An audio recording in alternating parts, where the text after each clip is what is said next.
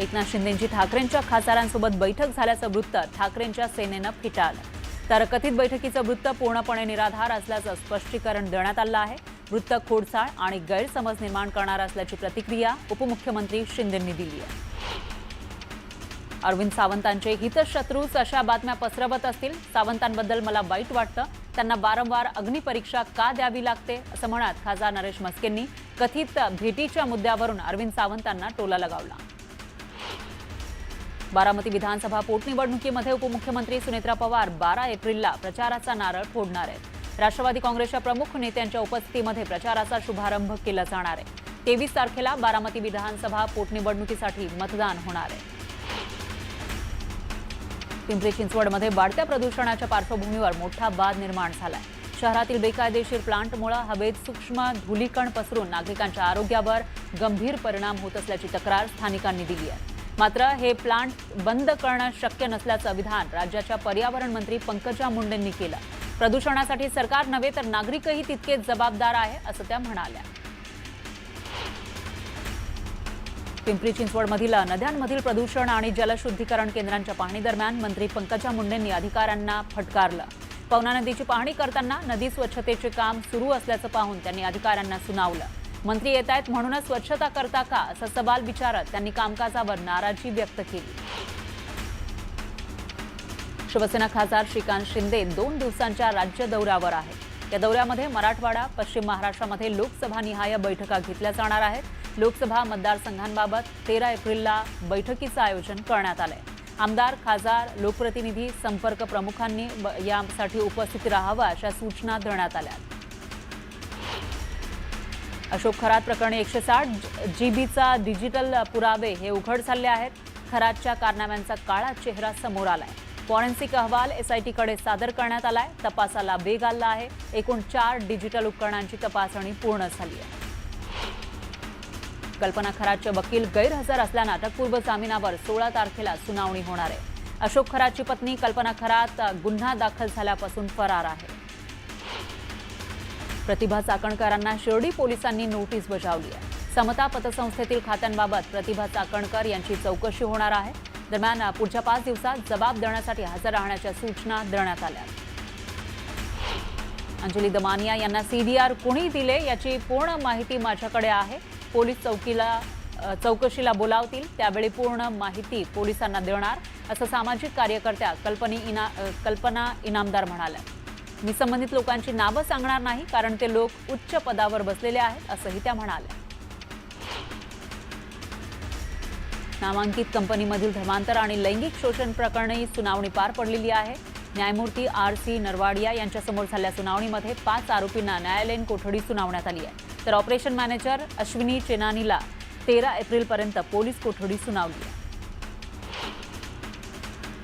नाशिकच्या कंपनीमधील धर्मांतर आणि लैंगिक शोषण प्रकरण गंभीर आहे असं म्हणत या प्रकरणाची कसून चौकशी सुरू असल्याची माहिती मंत्री गिरीश महाजन यांनी दिली। तर दोषींना सोडणार नाही असा इशाराही त्यांनी दिला। नाशिकमध्ये भाजप युवा मोर्चा आक्रमक झाल्याचं पाहायला मिळालं। धर्मांतरण आणि महिलांवरील अत्याचार प्रकरणी भाजप युवा मोर्चाच्या वतीनं मल्टीनॅशनल कंपनीबाहेर आंदोलन करण्यात आलं। यावेळी जोरदार घोषणाबाजीही करण्यात आली। वांद्रे पश्चिमेमध्ये पिण्याच्या पाण्याची मुख्य पाईपलाईन फुटल्यानं मोठी घटना घडली। लकी हॉटेल जंक्शन परिसरामध्ये झालेल्या या घटनेमुळे लाखो लिटर पाणी वाया गेलं। पाईपलाईन फुटल्यानं रस्ते जलमय झाले आणि परिसरातील दुकानांमध्ये पाणी शिरलं। त्यामुळे स्थानिक व्यापाऱ्यांचं मोठं नुकसान झालंय। बीडच्या मस्साजोगमध्ये दिवंगत सरपंच संतोष देशमुख यांच्या घरी चोरीची घटना घडली। धनंजय देशमुखांसह सर्व सदस्य झोपलेले असताना मध्यरात्री घरफोडी झाली। गावात आणखी काही ठिकाणी घरफोडी झाल्याचा प्रकारही समोर आलाय। सोलापूर जिल्ह्यातून आरोग्य विभागाचा ढिसाळ कारभार हा समोर आला आहे। अकलूज इथल्या शासकीय ICTC केंद्रातून एका गर्भवती महिलेला चुकीचा HIV पॉझिटिव्ह अहवाल देण्यात आल्याचा आरोप आहे। या अहवालामुळे पती आणि सासरकडील मंडळींनी तिच्यावर संशय घेऊन घराबाहेर काढला। विविध शासकीय खासगी केंद्रांवर तपासणी केल्यावर सर्व अहवाल HIV निगेटिव्ह आल्याचं स्पष्ट झालं। लोणावळा इथं भुशी धरण परिसरामध्ये रेल्वे विभागाकडून अतिक्रमण हटवण्याची कारवाई करण्यात आली। यामध्ये जवळपास 150 छोट्या व्यावसायिकांची दुकानं हटवण्यात आली। या कारवाईमुळे अनेक व्यावसायिकांवर उपासमारीचं संकट ओढावलंय। विशेष म्हणजे पर्यटन हंगामाच्या अवघ्या 2 महिन्यांपूर्वीच ही कारवाई झाल्यानं व्यावसायिक हतबल झाले. बीड जिल्ह्यामध्ये वांग्याचे दर कोसळल्यानं शेतकऱ्यांनी चिंता व्यक्त केली आहे. वांग्याला केवळ 4 ते 5 रुपये दर मिळत असल्यानं वांगी उत्पादक शेतकरी आर्थिक संकटात सापडले. यावेळी संतप्त शेतकऱ्यांना 500 कॅरेट वांगी फेकून दिली आणि तातडीनं वांग्याला योग्य दर देण्याची मागणी केली. बीड तालुक्यातील बालाघाट परिसरातील लिंबा गणेश भागामध्ये वन्य प्राण्यांनी धुमाकूळ घातलाय. अगोदरच अवकाळी आणि गारपिटीनं अडचणीत आलेल्या शेतकऱ्यांच्या उरल्या सुरल्या पिकांची रानडुकरं नासाडी करतायत. रानडुकरांच्या उपद्रवामुळे शेतकऱ्यांचं मोठं नुकसान होत आहे. या पार्श्वभूमीवर तात्काळ पंचनामे करून नुकसान भरपाई द्या अशी मागणी शेतकरी करतायत. पश्चिम आशियातील युद्धजन्य परिस्थितीचा फटका सिंधुदुर्ग जिल्ह्यातील मासेमारीला बसलाय. किनारपट्टी भागातील बोटीनं पारंपरिक मासेमारी करणाऱ्या मच्छीमारांना वाढत्या डिझेल दरवाढीचा फटका बसतो. याकडे लक्ष वेधण्यासाठी शिवसेना युबीटी पक्षाकडून आंदोलन करण्यात आलं आहे. माजी आमदार वैभव नाईक यांच्या नेतृत्वात हे आंदोलन करण्यात आलं.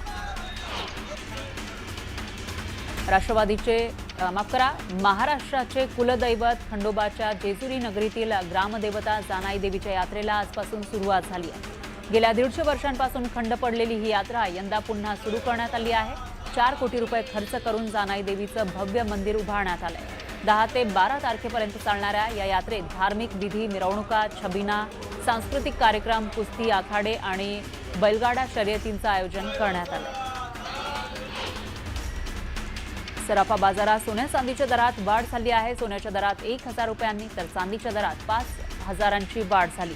युद्धविरामाच्या घोषणेनंतर सलग 3ऱ्या दिवशी सोन्या चांदीचे दर वाढलेत. सोन्याचे दर जीएसटीसह 1,55,000वर गेले. रेल्वे पुलावर चढून खाली उडी मारण्याच्या तयारीत असलेल्या एका तरुणांनी वाचवलं.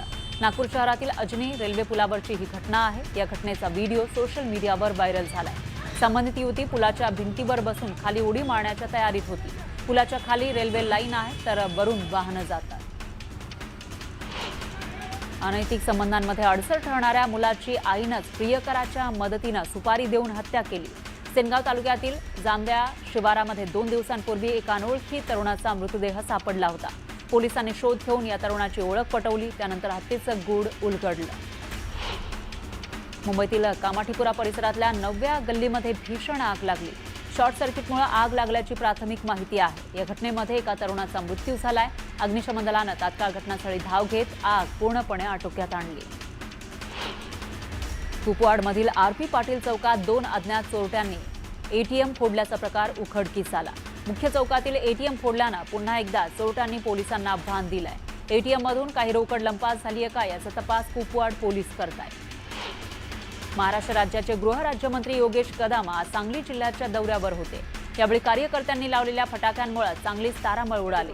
फटाक्यांमुळे बस आगाराच्या समोरील भागाला आग लागली. या आगीमुळे लोकांमध्ये घबराट पसरली. आगीमध्ये कोणतीही जीवितहानी झाली नाही.